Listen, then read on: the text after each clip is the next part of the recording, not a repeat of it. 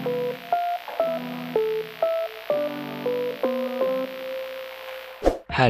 semuanya, kembali lagi di video review komik. Yang kali ini aku bakalan membahas komik yang judulnya Wanted karyanya Eiichiro Oda. Dan kalau aku lihat dari tagline-nya, ini tuh adalah prequel dari One Piece. Dan sebelum dimulai, aku cuma mau menginformasikan aja kalau memang aku bukan fansnya One Piece. Jadi ini bener-bener first impression aku terhadap cerita yang ini. Jadi langsung kita mulai yuk ke review dari komik yang ini. Nah, komik ini tuh ceritanya, bukan ceritanya sih. Lebih tepatnya komik ini tuh berisi tentang 5 cerita yang kayaknya sih kalau aku duga-duga ya, ini tuh berasal dari beberapa cerita dari volume-volume yang ada di serial One Piece. Dan ya kalau misalnya salah, I'm so sorry karena aku bukan fansnya One Piece. Jadi emang bener-bener first impression terhadap cerita ini atau kumpulan cerita inilah ya yang ada di dalam sini. Jadi kalau misalnya ada salah ya I'm so sorry gitu kan. Nah, tapi di sini aku akan membahas satu persatu dari ceritanya dan gimana secara keseluruhan atau garis besarnya dari masing-masing cerita itu seperti apa. So, langsung kita mulai. Nah, cerita yang pertama ini tuh judulnya Wanted sesuai dengan judul komik ya ini ya. Jadi cerita yang pertama ini tuh ceritanya ada kayak lelaki gitu yang dikenal sebagai apa ya, bukan dikenal sih, kayaknya dia jadi buronan gitu. Dan dia ini ceritanya akan melawan seorang buronan lain yang dikenal sebagai pembunuh yang cukup mengerikan. Bahkan dia ini kayak sampai dicari-cari banget sama polisi gitu kan. Dan karena mereka berdua buronan, jadi mereka kayak saling menyembunyikan identitas dong ya, of course. Tapi hingga suatu titik akhirnya mereka ini bener-bener battle one by one gitu kan.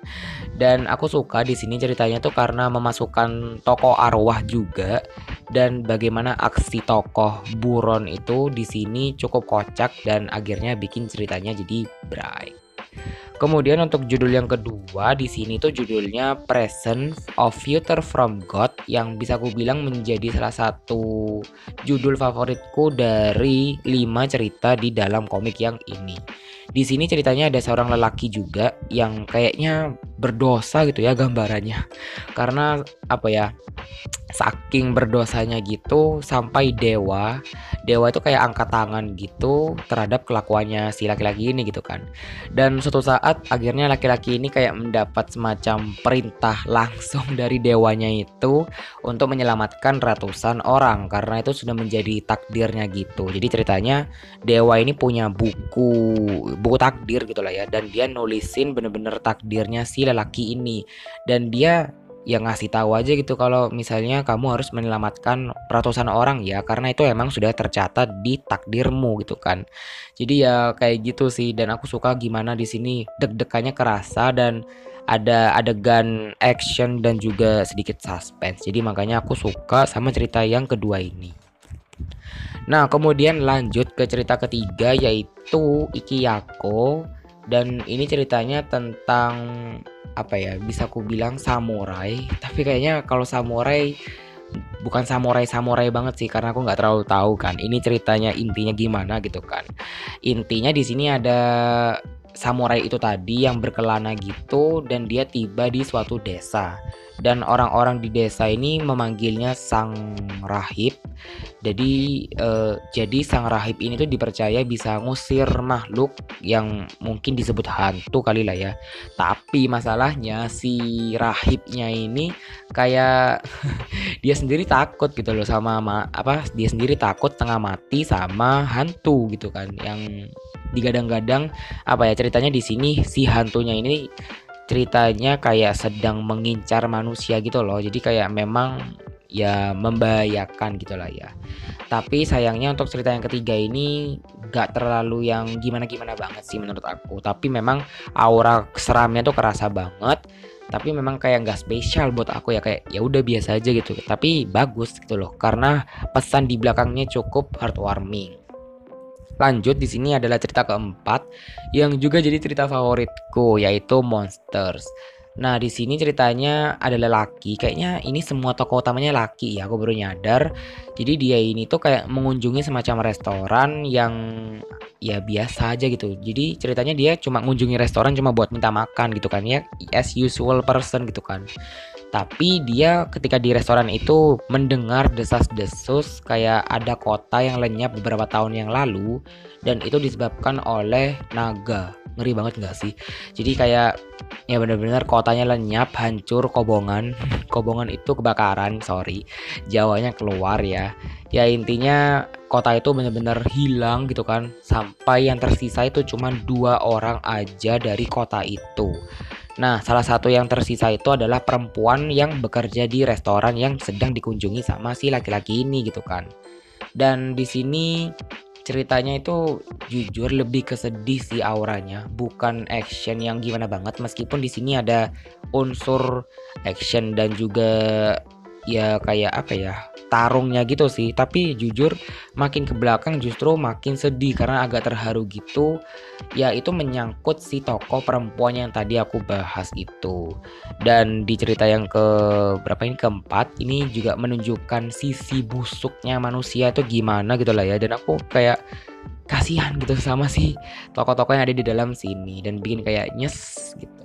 Nah, ternyata sudah sampai ke cerita terakhir alias cerita kelima yang mungkin menjadi cerita penutup yang sempurna ya. Judulnya yaitu Romance Down. Yang mungkin buat kamu para penggemarnya One Piece kayaknya nggak asing ya dengan sosok yang namanya Luffy karena dia ada di cerita yang ini nih. Dan setelah aku cek di Goodreads, emang judul Romance Down ini tuh apa ya, jadi cerita pertama dari seri One Piece secara keseluruhan. Tapi kalau salah, lagi-lagi aku minta maaf. Ya kayak gitulah intinya. Karena aku bukan fansnya One Piece yang wow banget.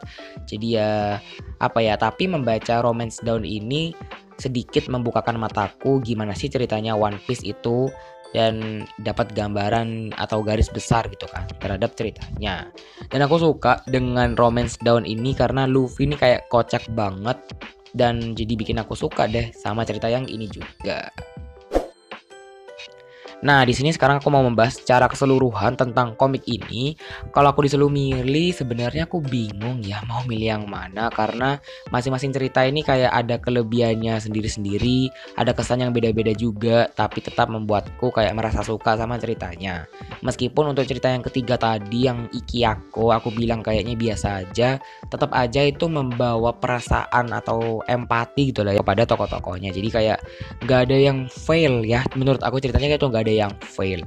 Kemudian untuk secara grafis atau gambar aku suka ya karena ini bener-bener detail banget, gila. Mungkin nanti aku akan taruh footage-nya yang menunjukkan gambar isi dari komik yang ini yang kalian bisa cek bener-bener sedetail itu.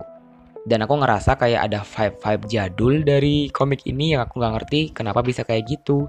Tapi sayangnya aku agak kesel ya sebenarnya sama proses terjemahan dari komik yang ini.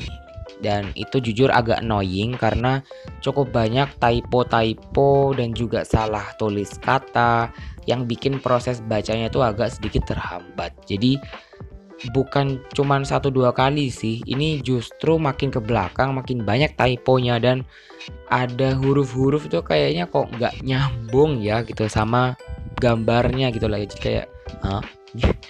Tapi aku nggak bisa bohong sebenarnya kalau komik ini beneran bagus, beneran kayak wow. Jadi makanya aku lagi-lagi kasih rating 5 untuk komik yang ini. Dan dari sekarang aku jadi pengen explore dunianya atau universe-nya One Piece. Dan buat kamu yang sudah nonton mungkin atau yang sudah baca, bener-bener baca dari lama banget si One Piece ini, kalian bisa komentar ini sebenarnya bisa dibaca urut enggak sih? Apa sebenarnya One Piece ini tuh harus baca urut atau enggak? Dan kalau misalnya iya, bisa kasih tahu di kolom komentar judul apa yang harus dibaca duluan karena aku bener-bener buta tentang One Piece ini. Jadi ya thank you buat yang sudah mau menjawab. Itu tadi adalah review mengenai komik Wanted karyanya Eiichiro Oda yang bikin aku jadi pengen membaca One Piece. Dan makasih juga buat yang sudah nonton sampai sini. Kita ketemu lagi di video yang selanjutnya. Bye bye.